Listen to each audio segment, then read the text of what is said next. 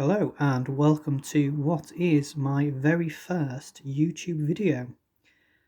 So I'll let that sink in for a moment, let you enjoy the moment, something to tell your grandkids about. Why am I doing a YouTube video? Well, Warcradle have very kindly sent me 2 sprues of the new Prussian ships for Dystopian Wars. They sent them to me because I bought a copy of the starter set and did a review on that on the Breakthrough Assault Plays blog, and Warcradle contacted me asking me if I would like some Prussian sprues for them, if they would like to send me some Prussian sprues, it's hard to say than it should be, to show off. I of course said yes, because free stuff, and here they are. They sent me 2 sprues. This is one of them. The other one I have used to make some ships, which I'll show you in a moment. And as I said, this is my very first YouTube video. I've not even decided what I'm going to call my channel yet. If I, in fact, put it on the channel, this may never be seen by anyone, and may, in fact, be buried in an unmarked grave somewhere if it's terrible. It's got a high likelihood of being terrible because I have no fancy equipment. I'm recording this on my mobile phone. I've even just precariously suspended a lamp over the top of the table to get the light a little bit better. Anyway, so this is the new sprue for the Prussians, part of the Imperium faction. The sprue makes 2 frigates and 1 cruiser. The frigates only have one option, whereas the cruiser, there's a couple of different options for that, which I'll go through in a moment. But I thought I would just show you off the sprue first, so let's get a closer look. So those are the hulls for the frigates, and that is, I believe, the bridge for the frigate, some guns, some really big guns for the bombardment option on the cruiser. That, if you can get to focus, is a teeny tiny train, because who doesn't love teeny tiny trains?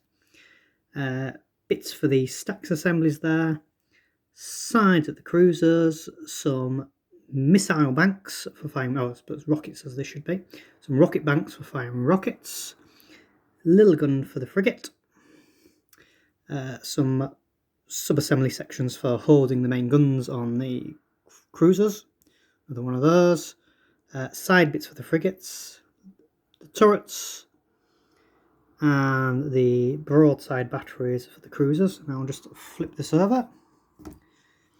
So zoom back in so you can see the other side. There's the teeny tiny train again. So there's one of the generators. Sides, the back of the missile banks. This section here, which I at first thought was the top deck of an aircraft carrier, isn't. It's the hull of the cruiser, which I'll show in a moment, and those are train tracks for the teeny tiny train. Other side of the turret assembly, the turrets themselves, the broadside banks for the frigates, some of the generators where you get one of each type on the sprue, and there's the teeny tiny train again, because teeny tiny train. Right, so what does that actually make? That makes 2 frigates. Here's one of them. As I said, these are one piece, not one piece, they are one type. There's no options on there. You get a gun on there and some little broadsides there. The bridge kind of hovers over that and you can actually see through it. There we go. See, there's a little train track inside, because the fluff on this faction has the trains drive onto the ship, push the gun in place, and if you want to take the gun off the ship, they drive back on the ship and pull the gun back off again. I'm sure it makes sense to someone. There is the Prussian frigate, and here is one of my painted, yours truly, Commonwealth Russian frigates. So you can see roughly about the same size. Commonwealth one's a bit chunkier, but frigatiness in their frigates. The other thing it builds is the cruiser. Now this is the basic cruiser body. I didn't get any instructions for these, so hopefully I've built these correctly. So this is the basic cruiser body. As you can see, there's the train tracks there, the broadside batteries raised out of the water. And onto that, you have a few options. All of them have the bridge. This is the bridge. That was my thumb. Let's focus on there a bit. This is the bridge section, and that just slots in like that. Smooth. Onto that, you can either put a set of the bombardment guns, which go in, doing this one-handed, so bear with me, go in like that, or you could put in a set of turrets, which again will just sit in like that. Of course, you don't have to leave them loose, you could just glue everything into place. If you worked out what variant you want to build. And the last variant is you put the teeny tiny train on board. This is for the support cruiser. Sorry, this is quite fiddly. You just have to trust me, that sits in there. And you'll notice there is only one teeny tiny train. That's because you get one per sprue. On the support cruiser, in the images on the online, it includes 2 trains on there, so if you want to be proper about these things, you can only build one support cruiser with using 2 sprues. However, I'm sure most people wouldn't mind if you only had one train aboard. It's fairly obvious. Now, I'm sure clever people out there would be able to magnetise these if they wanted to. The bridge is meant to stay the same place for each version. It just goes there.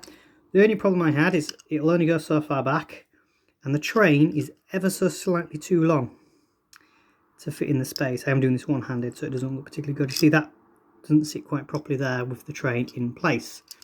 This may be because when I've built it, I've not quite got the smokestacks in the correct place. You can see that one on the right does ever so slightly twisted. So it may fit in fine, especially if you put the bridge in before you put the smokestacks on. If that issue aside, if you wanted to leave them loose, you could get away with it as long as you didn't manhandle them too roughly in the game. You see, move back and forwards, turn it a bit. That bombardment turret isn't going anywhere. Same again for the gun turrets. The issue you might have on these is the actual turrets themselves are a bit loose in their mounting, so they might fall out if you do that. So anyway, that's the Prussian cruiser. The aesthetics of the ship itself, I know there's been a bit of debate online as to whether Dystopian Wars ships look like ships or if they look like toys, for want of a better word. I think the Commonwealth ones, there's Commonwealth cruiser, I'll show you that side by side so you can see the side difference. The Commonwealth cruisers do look a little bit like ships. I'll put the guns on the bridge on there. Do look a little bit like ships, but fantastical versions of them, which is really what you want in this setting. The Prussian ones, not so much. I mean, each to their own, taste-wise. But to me, they do look a little bit on the sillier side of the spectrum. I mean, I'm no expert on ships, but this thing looks about as seaworthy as a cow riding a boat made out of shoes. Water's just going to get in everywhere. But to be honest, this game has giant laser cannons and iceberg generators, cyborg remote control whales, so you know, a little fantastical ship with tiny trains on board isn't the weirdest thing in the setting, let's face it. Anyway, so that is the Prussian sprues. They're currently up for pre-order. You can get for £40 from the Wayland Games website. You can order the box for the Prussians. It comes with 2 of the sprues to make 2 cruisers and 4 frigates, and also the battleship, which I don't have a copy of, so I can't show you. It's like this, but a bit bigger. You get a turret section on the front and a turret section on the back. If you want to see more images of that, go onto the Walk Radar website. So now I just have to decide if I should actually upload this to the internet or if I should just press delete. We shall see. If you did enjoy this, let me know. Thanks. Bye.